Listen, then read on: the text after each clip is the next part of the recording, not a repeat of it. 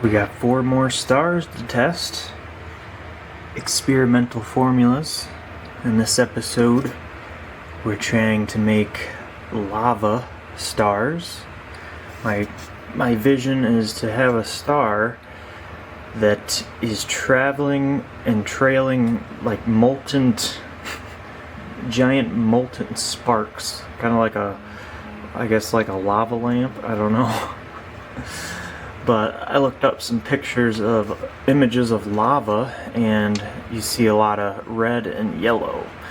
So I thought it'd be cool to have, well, with the chemicals I have right now, I think I'm gonna try to go for a red star, just a generic red burning star with yellow giant sparks trailing behind that don't glitter, they just last a long time.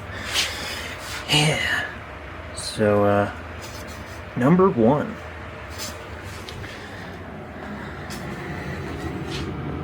Okay. So, we are working with potassium chlorate. I really like potassium chlorate, one of my favorite chemicals of all time. A lot of people avoid it, but there's just so many perks, good things about it. It's a great chlorine donor.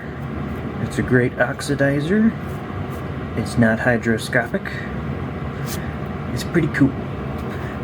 So, in this idea here, we're going to try using strontium nitrate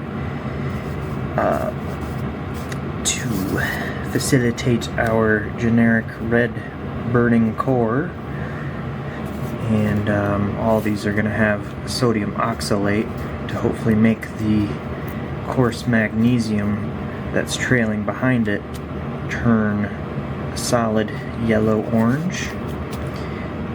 Now, if you didn't have sodium oxalate in here, it would just be regular white sparks trailing behind. So, yeah.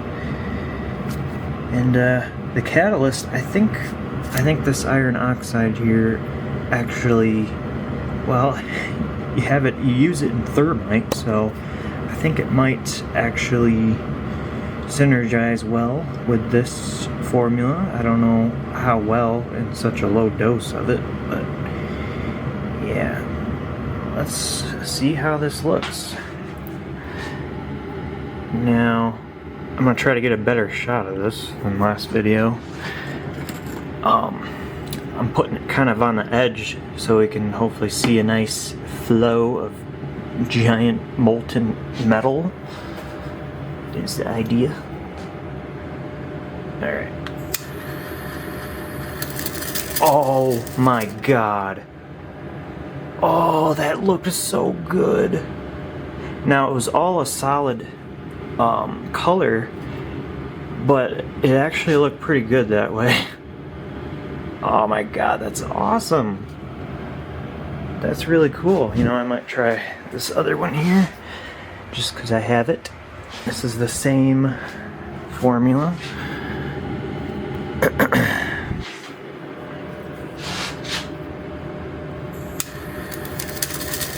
Oh, that is cool. I like that a lot. Sweet. Alright. I'm happy with that, so let's move on to number 2. Now, we're using strontium nitrate again, but more of it. However, no chlorine in this one, so we'll see what that does. 7 potassium nitrate. I see this a lot in glitter formulas. They add a little bit of potassium nitrate because I think it beads up. It beads up and creates like a nice slag layer or something to give a nice delay, I guess. And not much else to really say. Just another, variation. We're not using potassium chlorate in this one. So, yeah.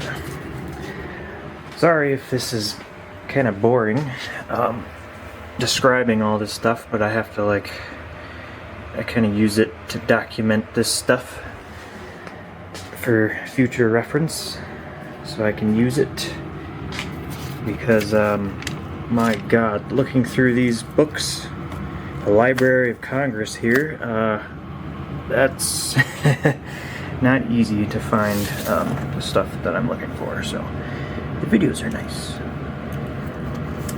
Alright. I squeezed all these and they are hard. They are all bound with NC lacquer.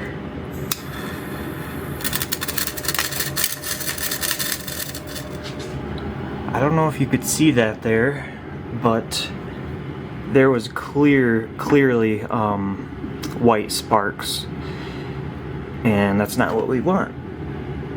But that is interesting that the sparks were not orange like this one, because we do have the sodium oxalate in there.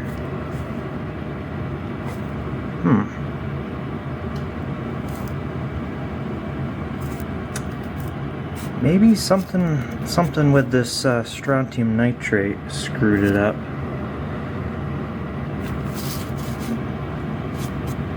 Interesting. Okay, well, I'll have to think about that. But number 3 now. Oh, look at that color. That looks really cool. Aesthetically, I like the color.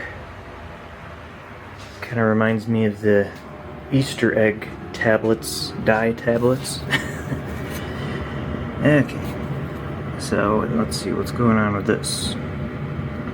We're using all potassium nitrate, so no strontium nitrate. So that'll be interesting to see if this oxidizer works better. If that is the issue, I don't know. 15 air float charcoal, just because this isn't very scientific, but I see a lot of formulas with 15. Also 5 iron oxide. That's more than our minimalist approach with these two, with just 1. I see this in a lot of formulas, 5 iron oxide. Again, that's used in thermite, so can't go wrong with that, right? Okay, we're using more sodium oxalate than our metal. So we'll see if that creates a longer delay or what it does. Kind of irrelevant, since when the sparks hit the table they kind of go out anyway. I would really need a higher distance for them to go through the air. But whatever. We got some phenolic resin in here. Oh crap. I was supposed to only bind this with acetone, but I bound it with NC lacquer and acetone. Well, we'll see what that does. I don't know if it will make that much of a difference, but now the thing with this formula here that I don't believe is gonna cause this to work is that most of the time when you bind your star with these sticky binders like phenolic resin and Parlon, this is rubber basically, it doesn't like to separate like dextrin would or just NC lacquer into particles. It just kind of sticks together and just turns into a molten, conglomeration. So what I'm hoping is that a bunch of this coarse magnesium is able to break the thing apart and kind of break these into chunks. But alright.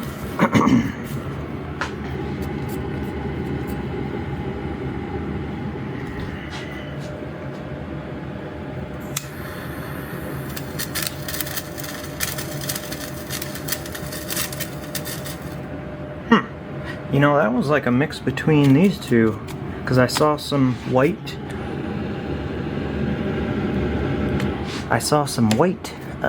Sparks and orange ones, but it burned a lot slower. Probably because this No, we're on this one. Probably because, oh yeah, less oxidizer. So this is equal parts, and that seemed to work pretty good. Whereas I had more oxalate in this one. That's weird. I don't know. I don't know. Well, all I know is that wasn't too good. So we're going to move on to number 4.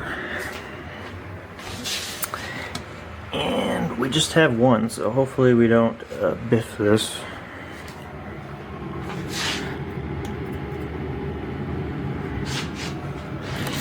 Alright.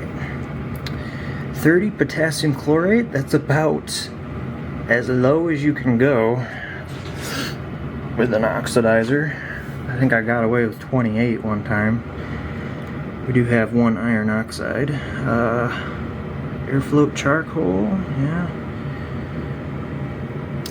Now this one was actually looking really good loose, not bound up into a star. I tested all these just loose. They do perform different sometimes when in bound star form, and then, you know, in just a pile, loose pile. I try to compress the pile, but sometimes that doesn't, you know, matter. Oh, we have 27 strontium nitrate. Okay. And there's our chlorine. 7 fine magnesium. Oh shoot, I think I put coarse magnesium in here instead of fine. Oh well. I don't think it really matters that much. Okay.